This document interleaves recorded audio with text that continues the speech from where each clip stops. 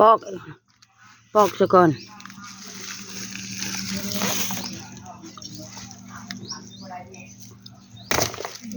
โอ้ยห้องเห็นนะฮั่นปอกแล้วก็ผ้ายาวมันก็คุกบึดเลยเนาะ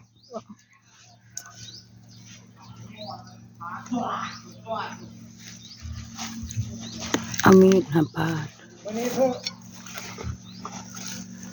ว่าอะไรมาทุ่งหัวควาย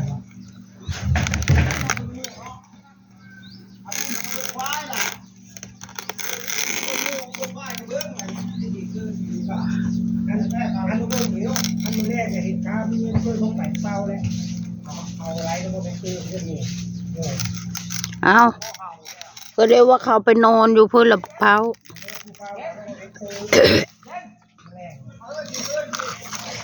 เอฟเลือกคือว่าบ่มีผู้เผาวันนี้พันมือยุยตอนแรงสินั่นคือของการไปคือคานไปลูกเขยกว่าลูกเขยลูกขายอ่อนอยู่นะเอาพูนเหยียบมุนมดน้องยุยปอกมะพร้าวบักต้นมะพร้าวเริ่มมันค่อยๆแคะออก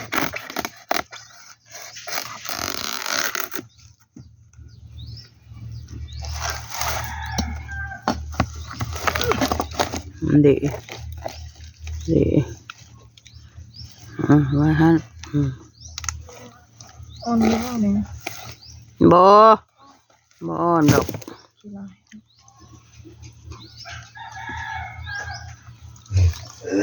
แกงอันนี้นะกินเองผ่าอีก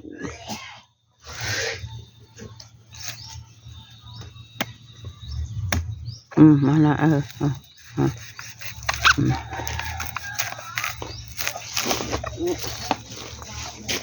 โปะไป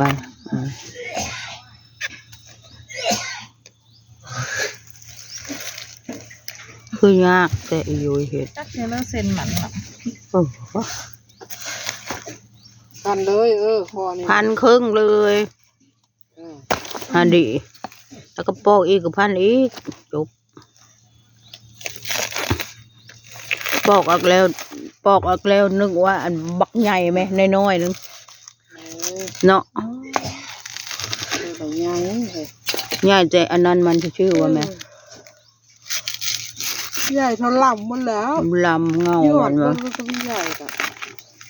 ชอบนี่ละมะพร้าว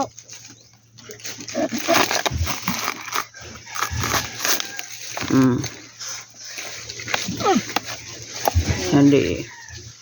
นี้อ่อนบอกอ่อนบอกอันนี้นี่ค่ะอ่อนค่ะเลยอันนี้อ่อนเลยเจ็บอันนี้ละปลายมันนี่ละฮะตัวนี้มันไม่แซ่บให้แม่แอมใช่อันแซ่บหูนี่มันไม่แซ่บอันแซ่บมาให้มันซะนะปลายมาแล้วปลายมาแล้วอันนี้นะปลายนี่ปลายโผ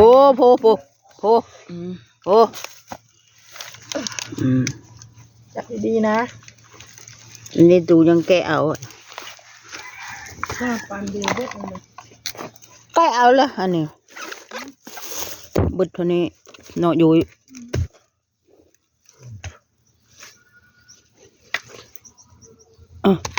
นี่พันมึงนู่นนี่พันตัวนี้ก็ได้อยู่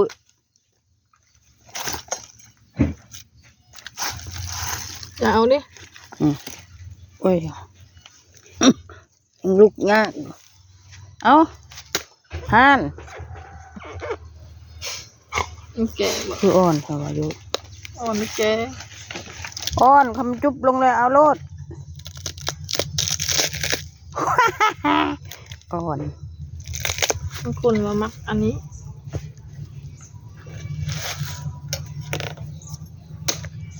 เอาโดดให้แม่บอกลุงเด้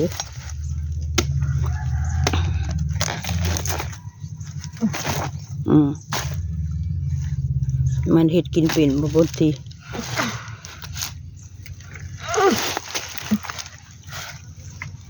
อืมโอ้ยอ้อนพูดว่าเฮ้ย อืม ยังอ้อนอยู่บ่ อืม เอาอีกเนี่ยห่าน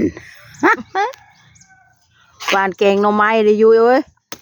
อืม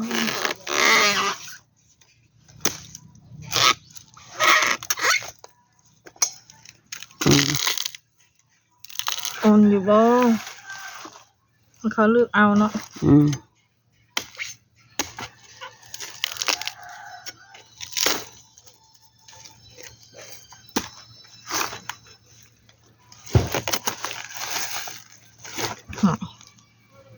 ขึ้นยากตาย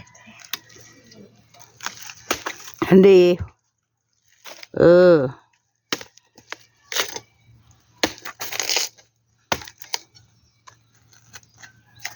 เดี๋ยวกูมือถ้วยมาใส่ก็โคโลกะเลกเอามามึงดูยุยมันย่ำได้อยู่ย่ำนะหวานเอามาเอามา อืม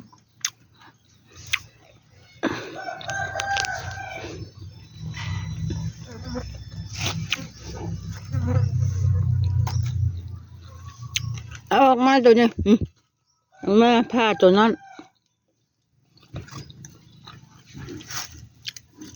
ผัดกินอืม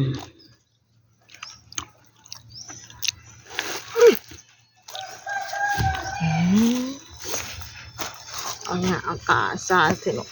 พอยากละข้าวบักให้ยากอืม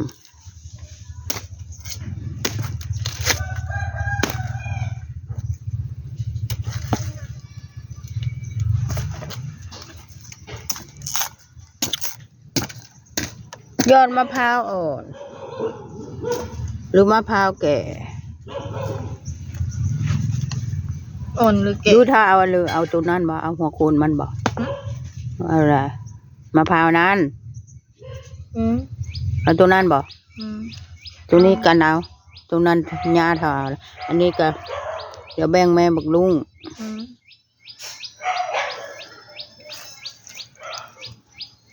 จุ่มนี้ยังนำมาเก็บเอาเจ้าเอาอีกฮะยำกินได้ก็คือนะนานเห็นบ่มันอ่อนอยู่เด้ออ่อนอยู่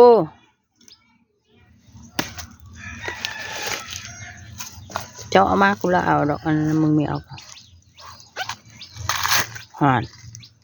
อันน่ะวางนี้กูลังเอาห่านอ่อนแท้โผล่แข็งบ่มันยำมึงดู แพงนะ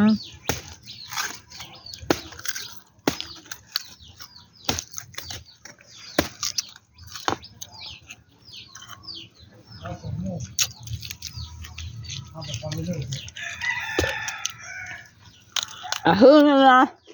à Phương ba ba kilo ba kilo son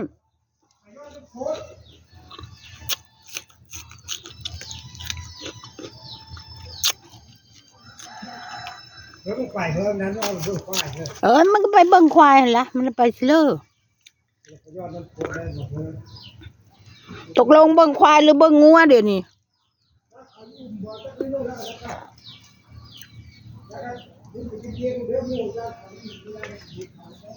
โอเคสต็อปแลนด์ค่ะประมาณนี้ค่ะ